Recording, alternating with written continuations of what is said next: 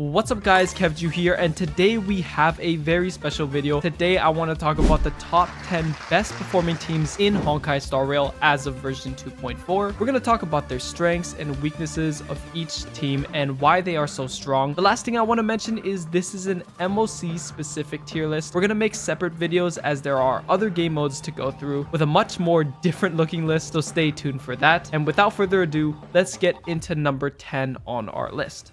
Alright, on our number 10 spot, we have the Kafka dot team. Kafka has been in a solid place for a while, one of the few long-standing characters we've seen, but also she has slightly been used less due to higher HP enemies and kind of falling behind the new characters in terms of damage. Apart from that though, she has resurfaced with this MOC and is quite decent for the first half. The team includes Kafka, Black Swan for the dot debuffs, Ruan Mei for speed buffs, action advance, and break effect buffs, and the sustain could either be Huohuo for energy or Gallagher for reliable weakness break, as well as energy from Quid Pro Quo. You could also swap Black Swan for the new character Jiao Cho, who is also going to do well in the dot playstyle, specifically for this MOC because of the fire weakness on enemies. Let's get on to some pros about this team. You're going to get high AoE damage, weakness break is pretty decent, there's lots of speed coming from the dot team, and overall it's a fun playstyle. I personally love doing damage over time in most games, and this is no different. It's satisfying to see. Although I gotta talk about a few major cons. And first, we're gonna talk about the single target. It's not the best and it's gonna fall short. And the reason is, again, the HP thresholds have been increasing with these enemies,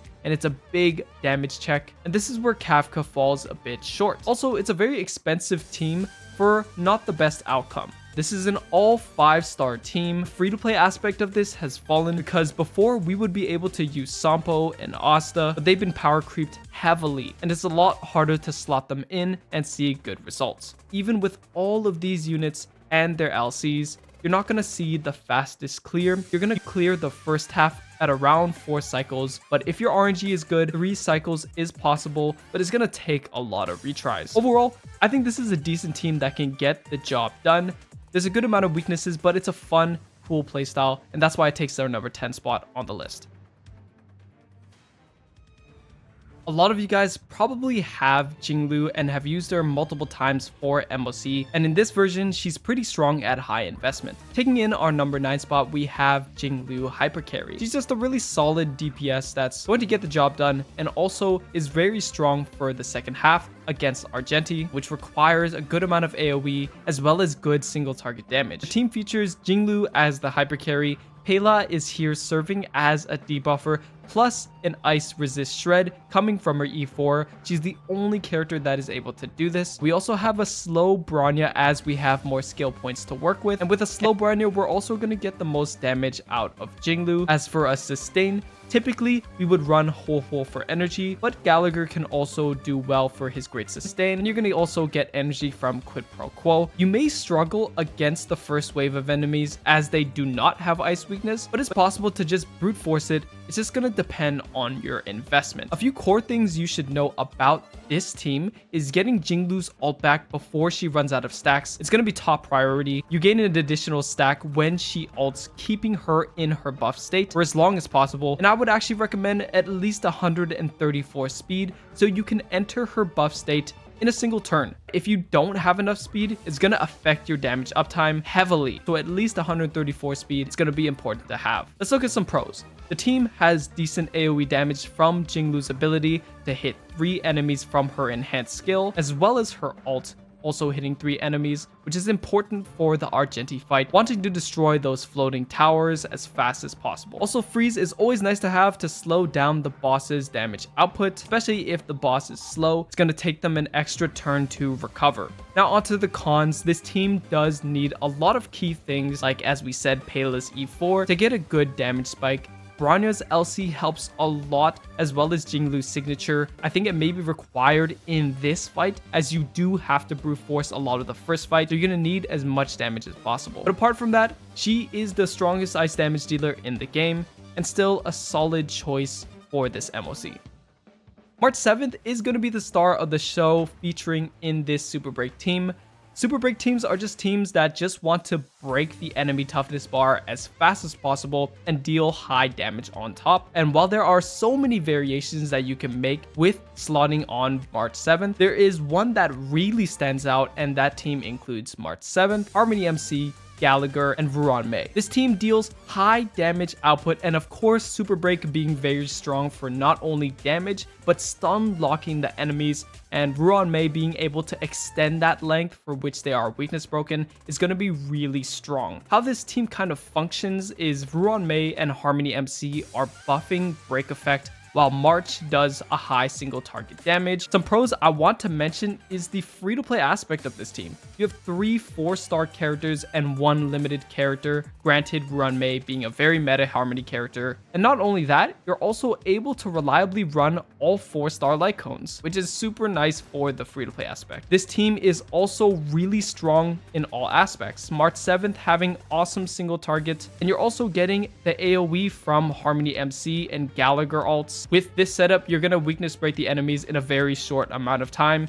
and with high uptime. It's also SP friendly. You're going to see lots of skill points left over, and that's also really nice for the comfortability of it. Some cons, to be honest, I don't think there's many cons. It's a reliable team. It's easy to play, but I think it just might not be for everybody. The playstyle is kind of different from traditional teams. Another con could be you need very specific relics. You can't just put on a good set for a character and call it a night. You're gonna need different break effect rolls and specific sets for each character, and that's gonna take some time, especially if you're a new player. But other than that, this team is super good. It's great for free to plays and has awesome damage, and so that's why it takes our number 8 spot on the list.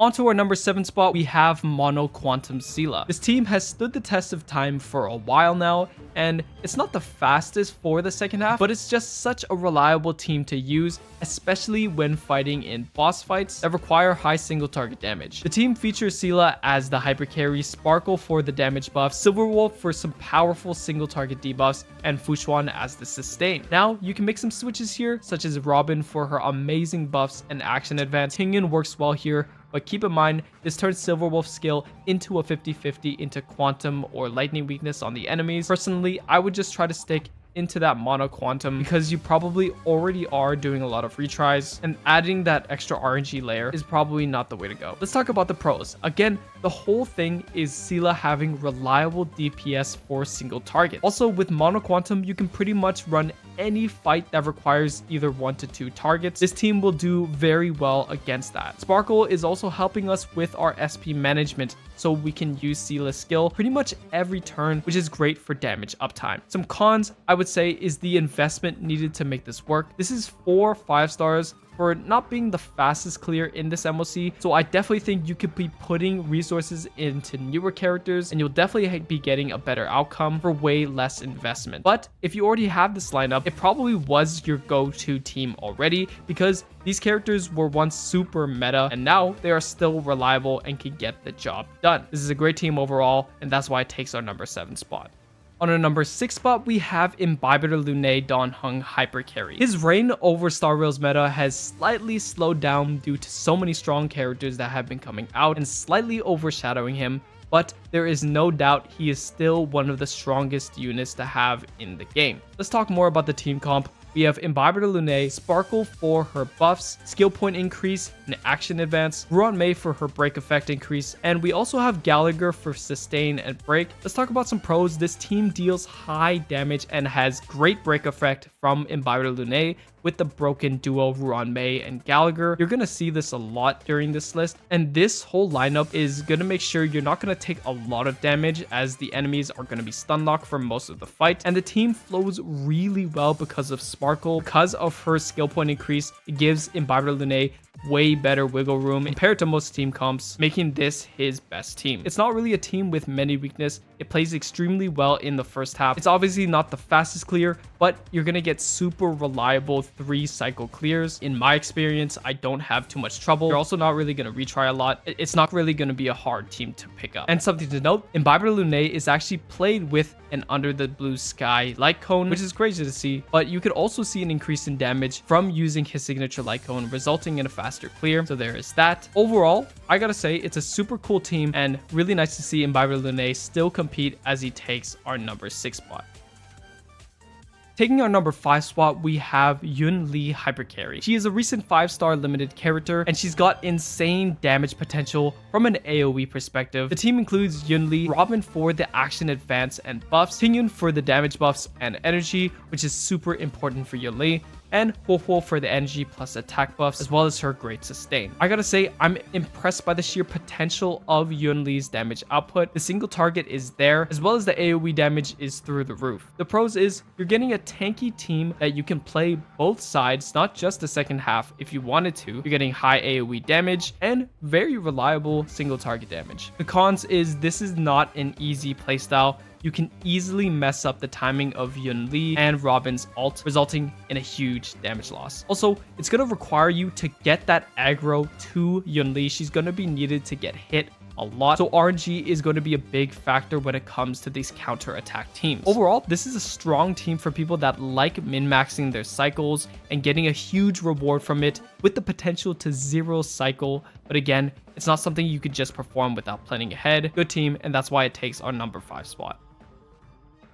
On our number 4 spot, we have Dr. Ratio Hypercarry. First, I gotta say, there's so many variations, such as a duo DPS Dr. Ratio alongside March 7th. There's also Topaz, and a lot of these teams, you're gonna get a good outcome out of it because his damage output being so high. But one team I found that was his best is Dr. Ratio, Robin, Silverwolf, and a sustain. Silverwolf is here because she can put 3 debuffs on a single enemy by herself, enabling Dr. Ratio to get the highest percentage to proc his follow-up attack. Robin being such a strong buffer, giving him that action advance. Now for sustains, typically you would run Huohuo. She's going to be great for energy, and that's going to funnel into Dr. Ratio's ultimate. But you can also run Gallagher for the great sustain and energy, and is a great free-to-play alternative. Let's move on to some pros. This is some of the best single target you're going to see in the game. Also, he can fight 2 enemies no problem, as you can use his ultimate on one and get those follow-up attacks while simultaneously fighting the other enemy. It does split his damage, but it's better than nothing. Some cons we gotta talk about. There's not really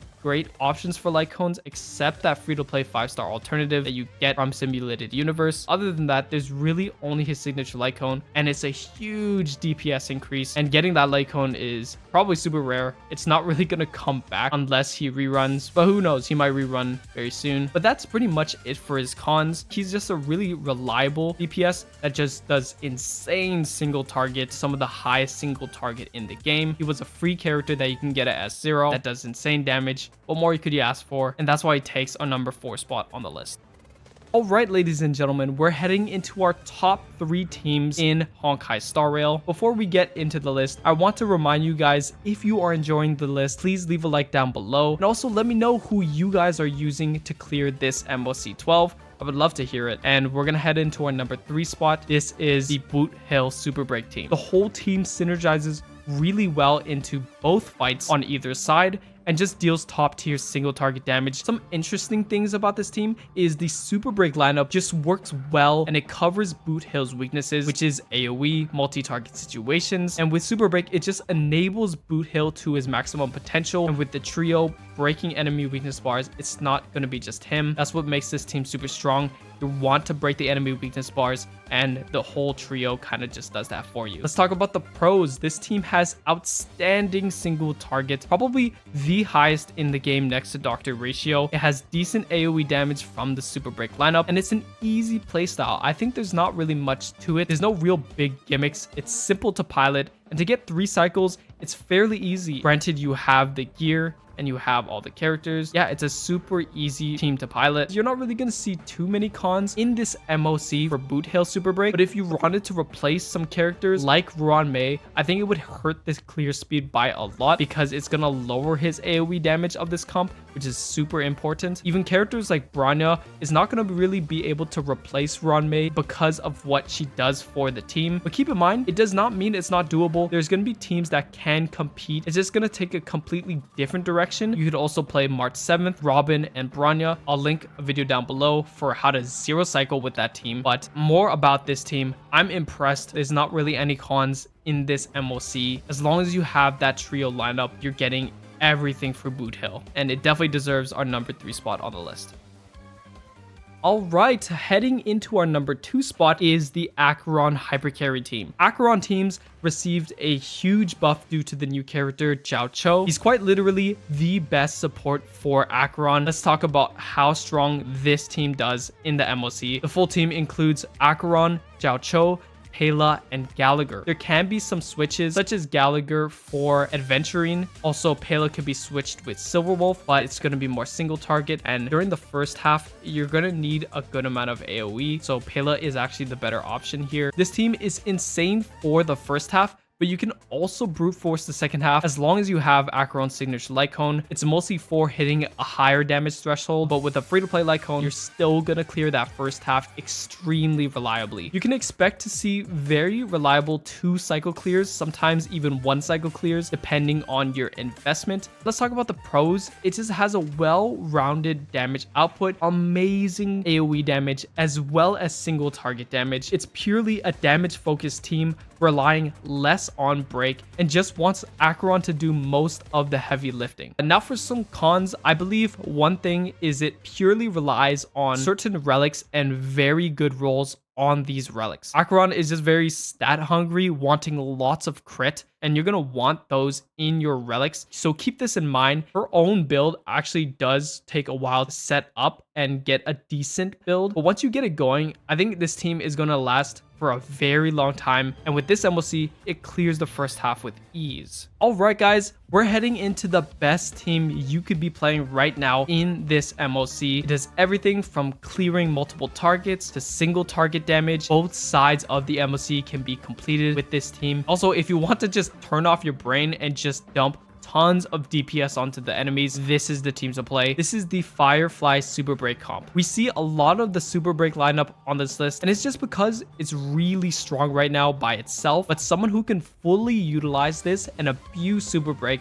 is going to be Firefly. It's interesting to see because Firefly herself is doing so much damage, and then with the Super Break trio also dealing damage as well. And honestly, it just might be the most dominant performance we've seen since the Jinglu Hyper Carry comps. Again, I don't see higher damage coming from any team apart from Firefly. How this team works is Ruan Mei is giving huge break effect buffs to the team, as well as Harmony MC giving those break effect buffs, and Gallagher is there for the energy production and also to obliterate enemy toughness bars. And the biggest tip is we want to get the toughness bar as low as possible, if not breaking it, so Firefly can deal as much damage possible. Remember that with the toughness bar present and not broken, Firefly does no damage at all, so that's why the Super Break team is here. It's there to break the enemy toughness bar as fast as possible. Let's talk about the pros. It's an easy playstyle. It's free to play friendly as well. You wouldn't really need any signature light cones. If you wanted to just get Firefly signature, you would have a nice damage upgrade. But again, it's not really needed. And really talking about the cons, I wouldn't say there's any cons except Firefly only really has this one good team. Harmony MC is irreplaceable. Ruan Mei is another character that really can't be replaced. You could replace Gallagher for other units, but he's just the best in slot for Firefly. But yeah, guys, this is the best team in the 2.4 update. I hope you guys enjoy this list. Please let me know if you guys like this sort of video. The meta changes frequently, so I want to keep you guys updated. Stay tuned for the next video and look forward to the top 10 Apocalyptic Shadow and Pure Fiction teams. Let me know which one you guys want to see first. Have a great day, y'all, and see you in the next one.